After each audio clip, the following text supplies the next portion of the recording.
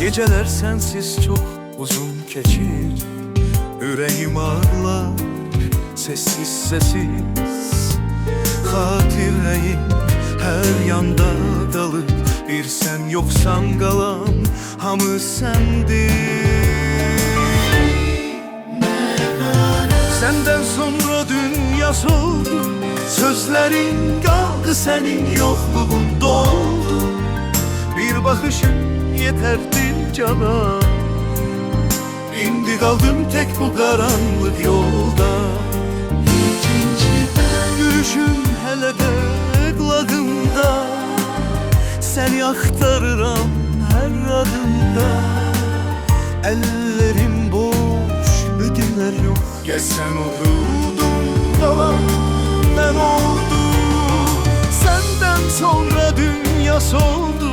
Sözlerin kaldı, senin yokluğun doğdu. Bir bakışın yeterdi cana. İndi kaldım tek bu karanlık yolda. Qayıtmazsan gözleyeceğim. Belki bir gün anlayarsan beni. Gelmesen de sevdim seni. Yürek ömrüne yazdı seni.